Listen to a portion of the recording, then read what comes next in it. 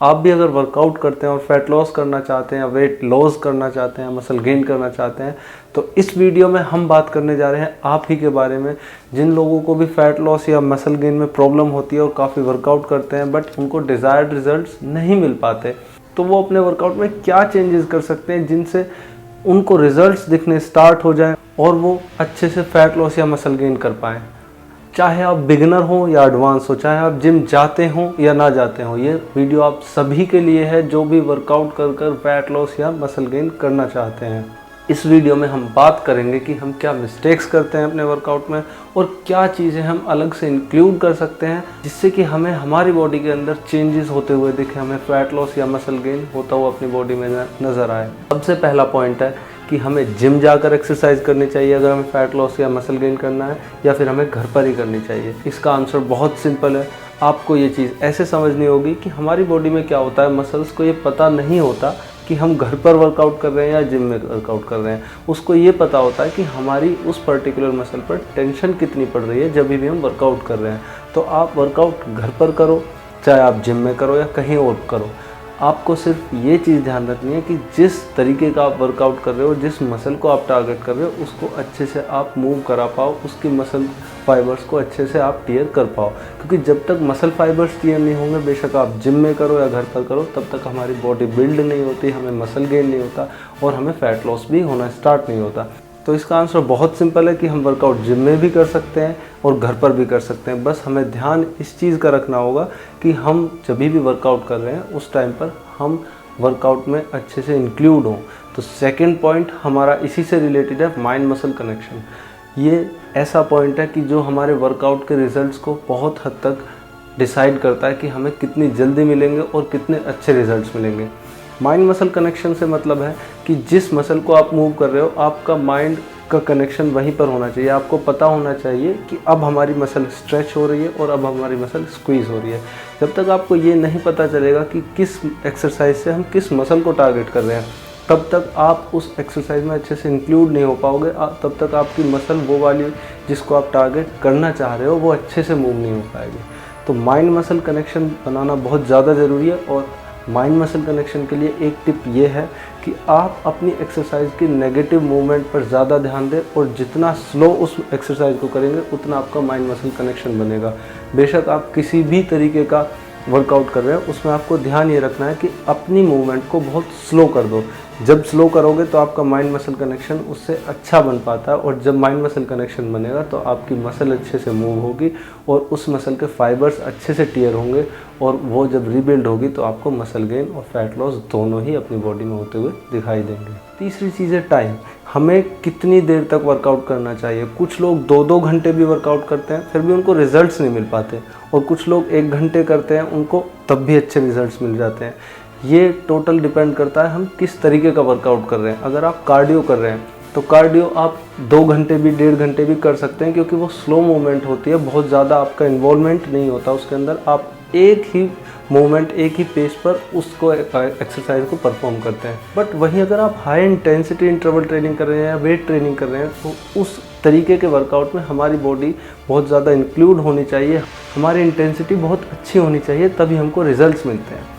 तो उसके लिए आपको ये ध्यान रखना पड़ेगा, जब भी वेट ट्रेनिंग HIIT करो तो आपका टाइम मैक्सिमम 1 घंटे जाना चाहिए। अगर उससे ऊपर जाता है और आप उससे ऊपर बोलते हैं कि हम 1.5-2 घंटे वेट ट्रेनिंग करते हैं, तो उसका सीधा सा मतलब ये है कि या तो आप अच्छे से उस वर्कआउट को कर नहीं रहे या फिर आप ओवर ट्रेनिंग कर रहे हैं, और दोनों ही चीज़ें हमारे रिजल्ट्स में बाधा डालती हैं। हमें रिजल्ट्स अच्छे से नहीं मिल पाते। हम ओवर ट्रेनिंग करेंगे तभी भी रिजल्ट्स नहीं मिल पाएंगे, और अगर हम बहुत ज़्यादा इन्वॉल्व होकर बहुत अच्छी इंटेंसिटी के साथ नहीं करेंगे तो भी हमको रिजल्ट्स अच्छे नहीं मिलेंगे। तो वेट ट्रेनिंग आपको ध्यान रखना है कि 1 घंटा मैक्सिमम, या फिर HIIT कर रहे हैं तो भी 1 घंटा मैक्सिमम जाइए, और अगर आप कार्डियो कर रहे हैं तो आप 1.5-2 घंटा भी जा सकते हैं। और ये ध्यान रखना है कि ये आप थ्रू आउट द वीक ना करें, सिर्फ कार्डियो ही पूरे हफ्ते ना करें, और या फिर HIIT कर रहे हैं तो सिर्फ HIIT या वेट ट्रेनिंग ही पूरे हफ्ते ना करें। दोनों को मिक्स कर कीजिए ताकि आपको ज़्यादा अच्छे रिजल्ट्स मिल पाए। नेक्स्ट पॉइंट हमारा इसी से रिलेटेड है कि हमें अगर फैट लॉस या मसल गेन करना है तो हमें कार्डियो ही करनी चाहिए या फिर HIIT या वेट ट्रेनिंग ही करनी चाहिए।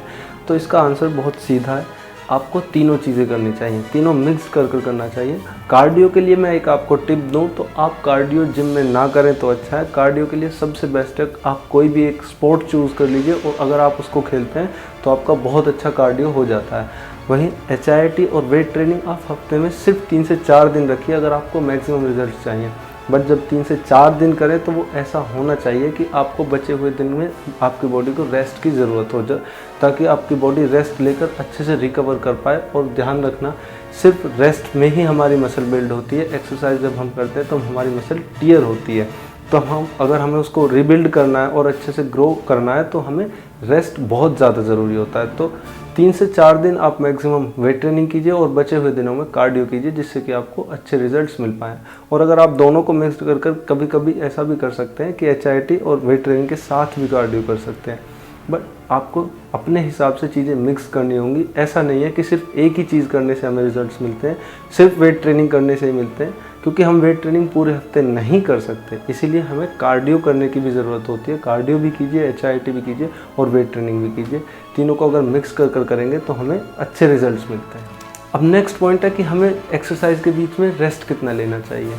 इसके लिए आपको ये समझना होगा कि अलग अलग तरीके के वर्कआउट में अलग अलग टाइम पीरियड होता है जो हमें रेस्ट बीच में लेना चाहिए। जैसे सबसे पहले हम बात करते हैं वेट ट्रेनिंग। वेट ट्रेनिंग में भी हम बात करते हैं अगर हम स्ट्रेंथ बेस्ड वर्कआउट कर रहे हैं कि हम वेट बहुत ज़्यादा उठा रहे हैं और रेप्स बहुत कम ले रहे हैं, तो उसके बीच में हमें अच्छा खासा अपना रेस्ट रखना चाहिए।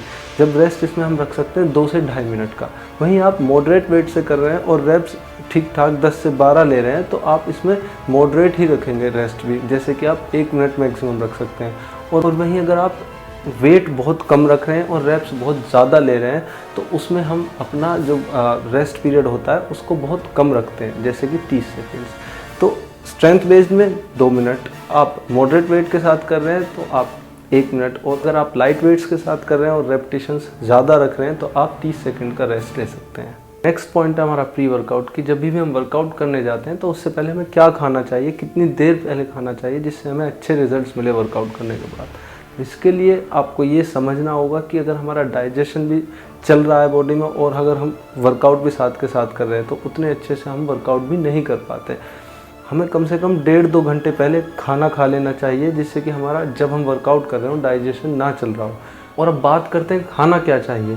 आप नॉर्मली कार्ब्स खा सकते हैं। कार्ब्स में जैसे कि आप राइस खा सकते हैं, चपाती खा सकते हैं, या आप नॉर्मल कोई भी फ्रूट लेकर जा सकते हैं जिससे कि आपको एनर्जी मिलती रहे। बट इसका मतलब ये नहीं होता कि अगर आपने कुछ नहीं खाया तो आप वर्कआउट नहीं कर रहे। हम पहले से ही खाना खाकर रखते हैं दिन भर में, या उससे पहले दिन अगर हम सुबह को कर रहे हैं तो उससे पहले दिन हमने खाना खाया होता है।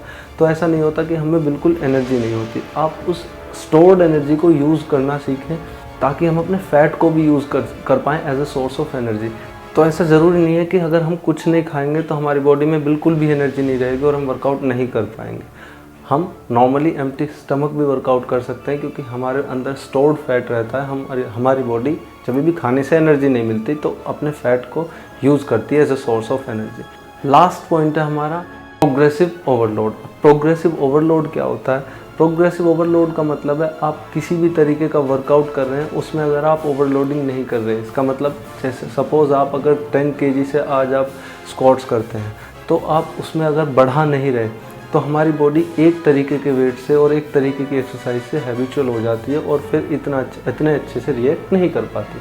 तो आपको अपने वर्कआउट में प्रोग्रेसिव ओवरलोड डालना ही पड़ेगा अगर आपको रिजल्ट्स अच्छे चाहिए।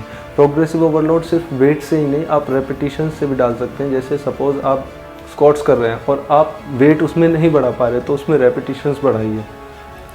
इस तरीके से आप चेंजेस कर अपने वर्कआउट में आप प्रोग्रेसिव ओवरलोड को इंक्लूड कर सकते हैं, जिससे कि हमें अच्छे रिजल्ट्स दिखने स्टार्ट हो जाते हैं। जो एक टाइम पर आकर बिल्कुल बंद हो गए होते हैं रिजल्ट्स दिखने, वो हमें दोबारा से दिखने स्टार्ट हो जाते हैं।